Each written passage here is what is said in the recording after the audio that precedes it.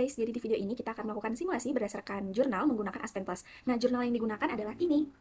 Jadi di jurnal ini itu meneliti tentang pengolahan awal dari minyak jelantah yang masih mengandung campuran dari gas hidrokarbon ringan seperti etana, propana, isobutana, dan juga butana. Nah, di sini kita akan melakukan pemisahan supaya minyaknya itu lebih stabil. Pemisahan di sini kita menggunakan variasi 3 suhu, yaitu 20 derajat, 10 derajat, dan juga 0 derajat Celcius. Kita mau lihat kira-kira suhu pemisahannya atau suhu pendinginan yang kita gunakan di sini nanti tuh optimalnya pada suhu berapa untuk mendapatkan produk yang sesuai dan juga energi yang sesuai juga. Nah, di jurnal ini itu udah dijelaskan bagaimana bentuk simulasinya, kemudian bagaimana datanya, dan hasilnya seperti apa juga sudah dijelaskan seperti ini. Nah, langsung aja kita coba di simulasi Aspen Plus. Di sini di jurnal kita menggunakan simulasi Aspen Plus HISIS. Nah, di sini yang kita pakai simulasinya itu menggunakan Aspen Plus versi 11. Langsung kita masuk, kita menggunakan blank simulation. Kemudian komponen yang digunakan itu ada etana, ada propan, kemudian ada isobutan, dan juga ada butan seperti yang sudah disebutkan di awal tadi. Nah, seperti ini.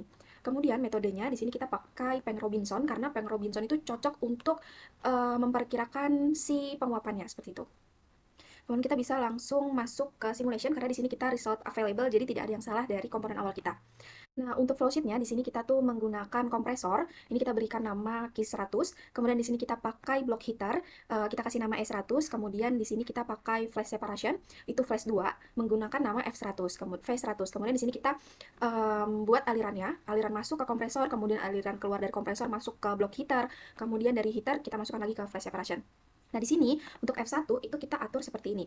Temperaturnya menggunakan 10 Celcius sesuai dengan data-data yang ada di jurnal, kemudian pressure kita pakai 1 atm, dan total flow rate kita menggunakan 10.000 kg per hour, dengan compositionnya kita menggunakan mass frac, dan value dari komponennya itu seperti ini, masing-masing komponennya.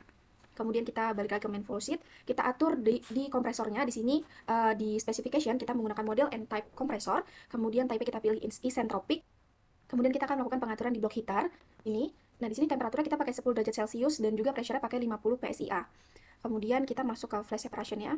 Di sini temperaturnya sama seperti di block heater, kita pakai 10 derajat Celcius dan juga pressure-nya kita pakai 50 PSIA. Setelah kita melakukan pengaturan tadi di masing-masing inputnya, kemudian di setiap unitnya sudah kita atur, di sini kita akan menggunakan analisis ya. Karena kan di sini kita mau menggunakan 3 variasi suhu di flashnya supaya kita tahu suhu yang optimal itu untuk pemisahan berapa. Di sini kita bisa masuk ke bagian model analysis tools.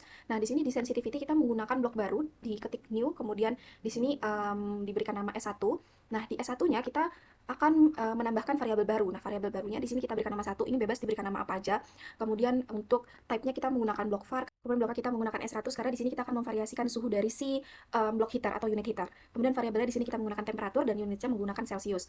Nah, di sini ini adalah suhu-suhu yang akan kita variasikan di block heaternya. Di manipulate variable limits, kita menggunakan list of value. Yang pertama kita masukkan 20 derajat Celcius, kemudian 10 dan juga 0 derajat Celcius.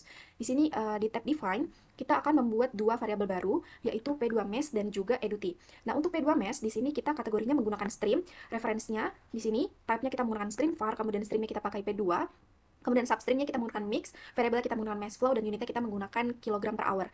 Nah, kemudian untuk EDUTI ini ada sedikit perbedaan. Untuk si P2Mesh tadi kita menggunakan stream, si EDUTI ini kita menggunakan kategorinya adalah blocks. Kemudian di sini referensinya type-nya block var, kemudian blocknya E100, variabelnya QCalc. Di sini kita unitnya kita ganti menjadi kilojoule per hour.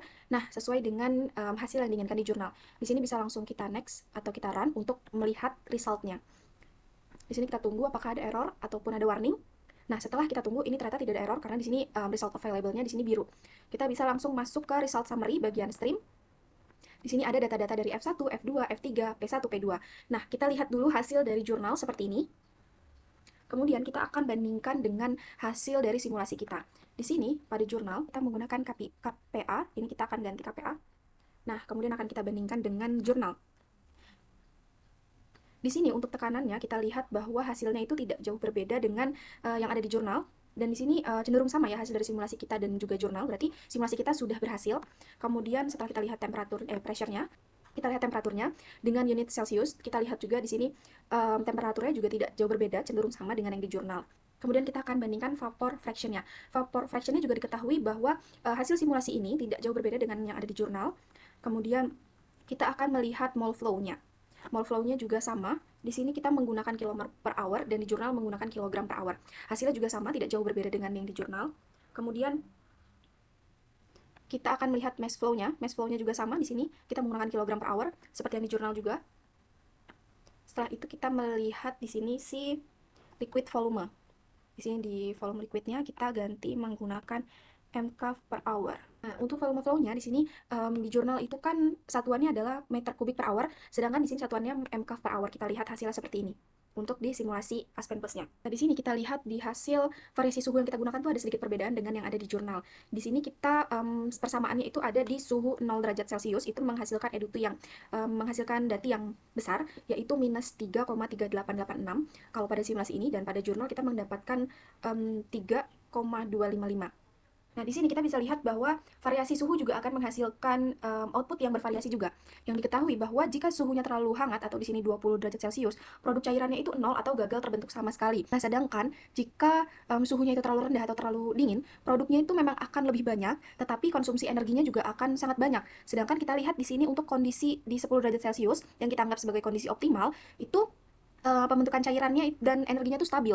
Pembentukan cairannya juga masih cukup banyak dan juga energi yang digunakan itu tidak sebanyak ketika kita menggunakan 0 derajat Celcius atau sangat dingin ya. Nah, jadi di sini bisa kita simpulkan dari 3 variasi suhu, kondisi suhu optimalnya itu ada di 10 derajat Celcius karena ketika suhunya itu semakin tinggi atau semakin hangat, produk yang dihasilkan itu semakin kecil.